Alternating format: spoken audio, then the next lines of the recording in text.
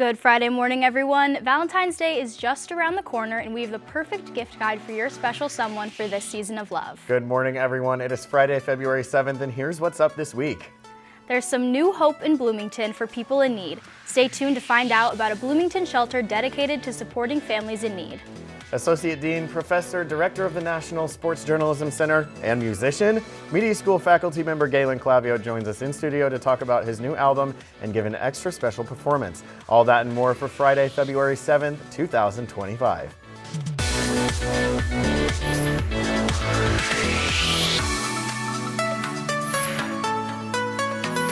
Hello and welcome to What's Up Weekly. I'm Carson Johnson. And I'm Teegan Emerson. Teegan, week 2, how you feeling? How was your weekend? It was pretty good. Didn't do much, honestly. I was just hanging around in my house. Honestly, I'm in pretty much the same boat. On Friday, I didn't do anything because I was a little sick. And then on Saturday, I did go over to my friend's apartment and have a little celebration. It was almost her birthday, and her birthday was actually Monday. So I had a pretty good weekend. But New Hope, located at South Morton Street and West Patterson Drive, is Bloomington's only emergency shelter. WU producer Dana Belmer gives us an inside look on how New Hope is making differences for families experiencing homelessness. If you live in Bloomington, you know about our city's issue with homelessness. But there's a shelter out in our community that is tackling the challenge one family at a time. New Hope for Families provides emergency shelter and early learning services and a variety of other supportive services for families that are impacted by homelessness.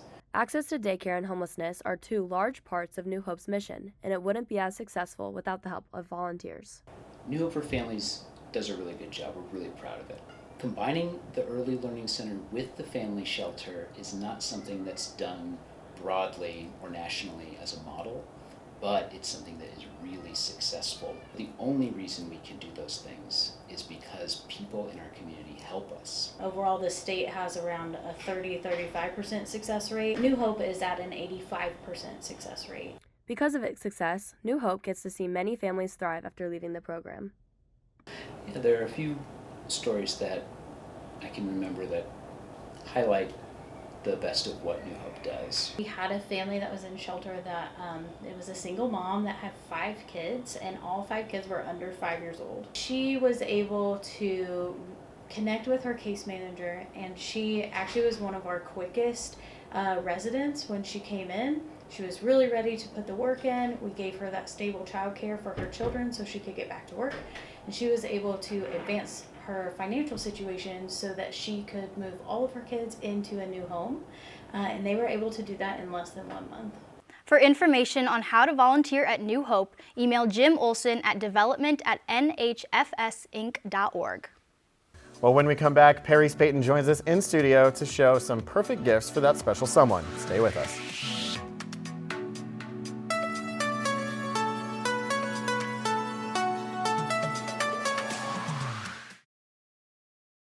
We're back now, and as many of you know, Valentine's Day is next week, and those of us with a significant other this year might be having a hard time figuring out the perfect gift. Well, Pareese Payton joins us now in studio with a Valentine's Day gift guide. Pareese? That's right, guys. Valentine's Day is right around the corner, and if you're still searching for the perfect gift, don't worry, we've got you covered. A great way to make your gift extra special is by creating a customized gift basket. Whether you fill it with chocolate, self-care essentials, or personalized gifts, a basket is a very thoughtful way to show someone you care. Plus, it's easy to tailor to your budget. You want to first start off by picking out a basket. Really, a woven basket, wood basket is pretty perfect for this. Next up, you want to choose a blanket, very snuggly, cuddly, and it's perfect night for a snuggle with your lover. Step 3 is you want to pick a stuffed animal. Right here you see we have something simple but cute. Bunny, a little dog with a little rose in it. It's very cute. Yes, of course, the Valentine's Day, or stuffed animals for Valentine's Day is a classic. I feel like it's an essential anytime. Speaking of classic, candy, right? You have your, cute little, themes, M&M's comes out with for Valentine's Day, Sour Patch Kids, little cute little jelly beans. Now, this is my favorite part. You want to choose 2 to 3 extra stuff. Like for girls here, you have your Stanley, some perfume, lipstick, hand sanitizer. For guys, you have, polo shirts, hats, Stanley again, love notes, some Legos, pajama sets.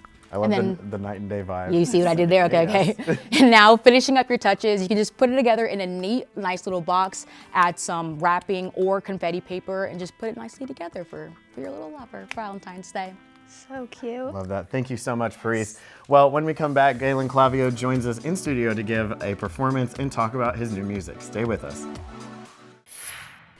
If you're looking for some new music, you don't need to look too far. Media School Associate Dean and Professor Galen Clavio just dropped a new album for the first time since 2014.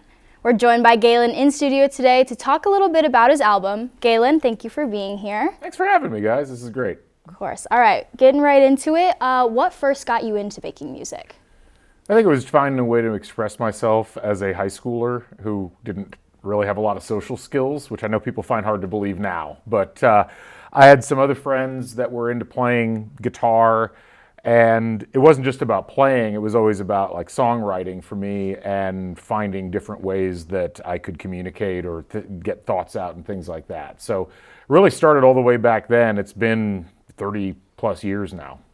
Awesome. Amazing. Well, how would you describe your sound, and like what and who are your influences? It's tough. I'm one of those people, I love genre hopping. I love kind of trying different types of music out, and I listen to pretty much everything. I mean, my biggest influences or my favorite bands and artists, a lot of older stuff. I'm a big Neil Young fan, big fan of the Rolling Stones, big fan of Beck. So I like the mixes of the different types of things. Like, Neil Young will do like a traditional like acoustic album, and he'll do a country album, then he'll have a hard rock album, then he'll have something with synthesizers on it. I really like that, just trying different things out, trying different sounds and figuring out what works. And even if it doesn't work, it was normally something that was worth trying in the first place. Awesome. What is the story behind Sunset Colors? Well, it's an album that I've been sitting on for a long time. I went through a period where I was recording pretty regularly for between 2005 and 2014, and then I kind of had to stop because of work. And over the summer last year, I had several songs that I had either rewritten or had written for the first time, and there was something I just needed to kind of get out, and I don't even entirely know that I could explain it right now, but it was an opportunity to see if I could still play and record, and if I could try some different production techniques out, but also just see if I could put together a group of songs that matched a mood or an element within me. And the whole idea, like Sunset Colors, is if you've ever looked at the sunset, especially over the ocean, it's like 19 or 20 different colors all jammed in at once, and they shouldn't all exist there, but they do. And that's kind of how I feel about the album. Like, there's a lot of stuff that doesn't fit. It's not necessarily thematically straight through in terms of what it sounds like or even what the lyrics are like, but it comprises a set of moods. And I think for a lot of people, and I know at least for me, I don't ever feel the same way all the time. I'm always all over the place. So I just thought that was an interesting kind of motif. It's also like in some of the earlier albums, some of them that aren't even on Spotify, I've always had this interest in the dichotomy between light and dark. And that's kind of, Sunset Colors is like the very tail end of that process of thinking about what a whole cycle of that would look like. Well, that's awesome. I love that because, work is important, but you do have to feed your soul as well. No, it's funny because I don't know if I ever had any ideas what my professors did in their spare time when I was in school. There was no social media back then. So you just kind of thought these people went to work, did their thing, and then they didn't exist otherwise. And we're not in that era now. I've just always enjoyed music. I enjoy the performative aspects of it. It's weird sometimes because then you'll be walking through the hallways of school and people are like, hey, or you'll sit in the television studio for IUSTV and people are asking you about it, which is never something I thought would happen. But yeah, I think it's important to have hobbies. It's important to have things that you can do that aren't related to work, at least for me, because that keeps my brain fresh. Because I think too much of just doing one thing will eventually drive you crazy.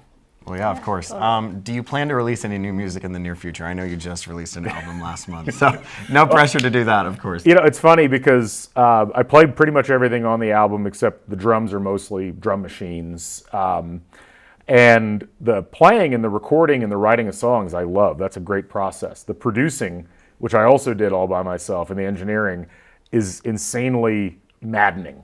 And I kind of drove myself nuts in November and December trying to get the mixes just right. And I'm like mixing on my MacBook, and then I'm running out to the car and I'm listening. I'm like, no, that's not right. And so I'm kind of burned out, but I'm thinking that burnout's going to stop relatively soon. I've already got some other ideas. So I'm hoping it's not another 11 years between releases. I'd love to get something out either later this year or early next year. It'll probably sound completely different than this one, or at least parts of it will. All right. That's awesome. How do you balance academia with your music? I don't know that I do. I just, really, like most of the album was either recorded in the summer where there's not as much going on, or it'd be recorded at like 9 at night and later. Because it's not just balancing academia. I've also got 2 kids under the age of 10, and I'm married, and I have a podcast that I do that takes up a lot of time. So I had several adult, people my age who were like, when on earth did you have time to do any of this, given how much other things that you do? And I was like, I really didn't have the time. I just but it was like a passion project. And so I think that's really what it came down to. I just concentrated on trying to get as much done. I do bits and pieces, and eventually, if you do that long enough, you end up with a completed product, and that's a really cool process. And then you go back and you look at it, and it's like, I don't really understand how all that fit together and how I was able to make all that happen. So I probably sacrificed some things and some activities that I shouldn't have, but I think it was worth it in the end because I really enjoyed how it turned out overall. All right, Galen, well, I understand you're going to play us a song today. I guess I am. I got talked into this by Ashton, so we'll give it a shot. All right. Haven't played live since like 2005 because I'm mostly a studio person, but we'll give it a shot. This is, I'll do the first song on the album. This is Edge of the Light. This is actually an older song that got a lot of rewriting during this process, and so we'll see how it turns out. All right, take it away. Awesome. All right.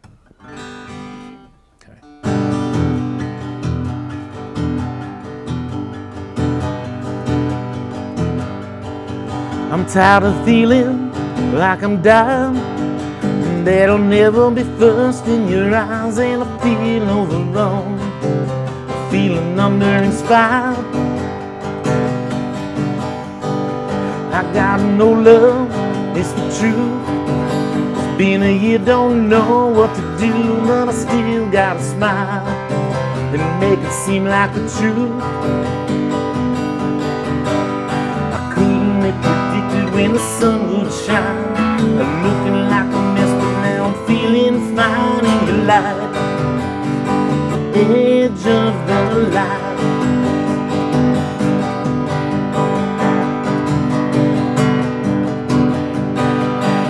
So easy, so serene, but all it ever led to was dreams that were broken and burned and carried out by the sea.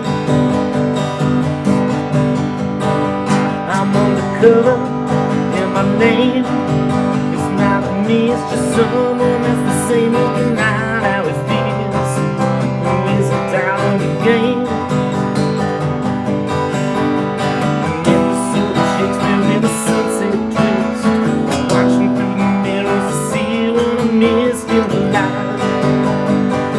Edge of the light,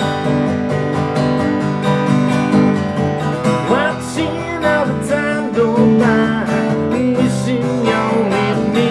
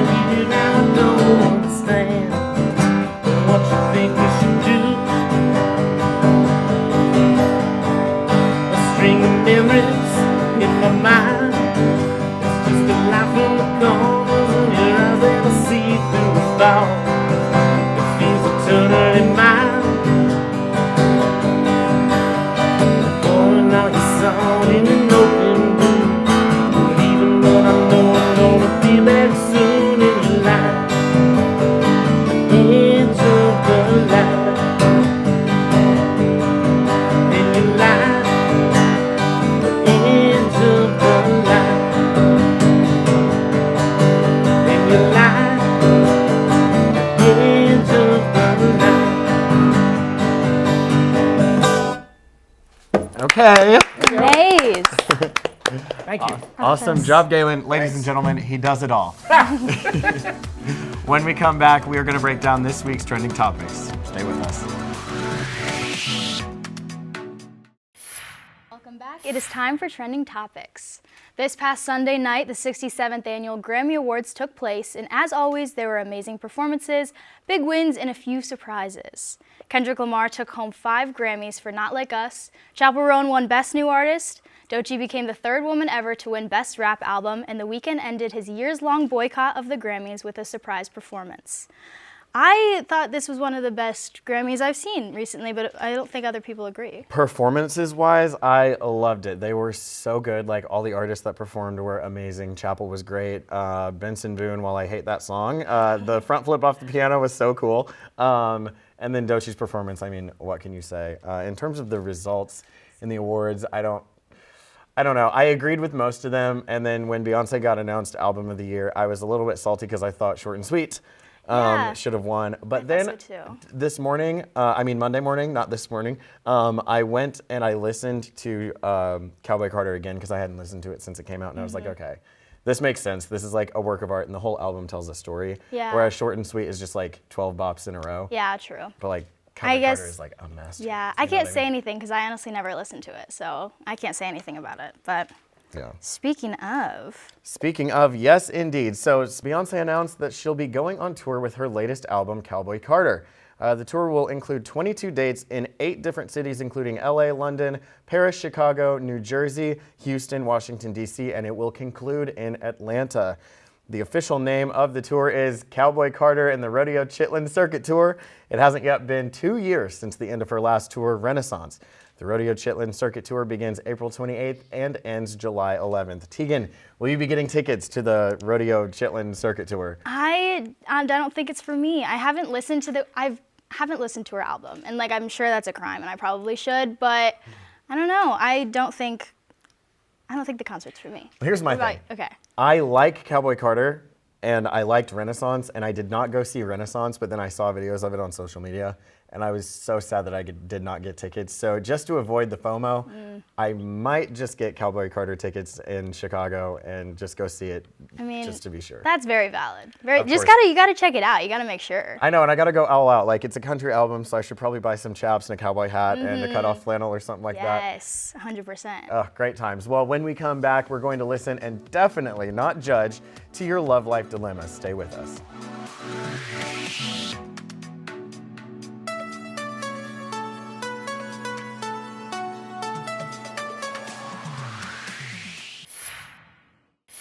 We're back now. Viewers wrote in with their dating dilemmas, and now we're here to answer them. All right, so the first question, my boyfriend has this one girlfriend who I know secretly likes him. How do I deal with this? What do you think? I think that there's no reason to deal with it. I always say that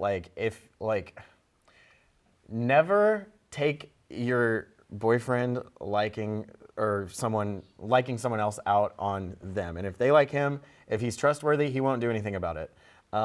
That's my philosophy on it. I don't think that there's anything really to do about it. Unless you think that there's reasonable suspicion to think that there is something going on with them, then I would just say leave it rest for the time being. Yeah, I'd probably say the same thing. Because if it's on the girl side, he doesn't have much to do with it. Unless, maybe ask him about it, and if he flinches or something when you say her name, maybe you know. True. Yeah. You can always detect when the face turns red a little bit. Anyway, okay, the second question. My sneaky link is mad that I'm abroad. What do I do? I'll tell you what you do. You shut up. He's your sneaky link. He's not your boyfriend. First of all, he doesn't have the right to be mad at you about being abroad. It's you going and living your life. You know what?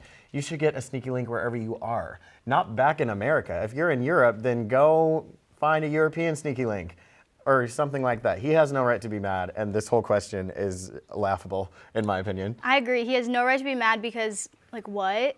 Yeah. If you're in Europe, go get yourself an Italian man or something like that. Go get someone else. Unless he's willing to put a label on it, then he has nothing to say because, I'm your sneaky link. I'm mad that you're gone. That's giving 7th grade. So I would just say, let it, just stop, cut him off. Cut him off. Yeah. I think you should be done with that for sure. All right, and that's what's up this week. Tune in next week for more local and entertainment news. Be sure to follow us on social media. Follow us on Instagram at IUSTV Woo. For What's Up Weekly, I'm Teegan Emerson. And I'm Carson Johnson. Thanks for watching, and we'll see you next week.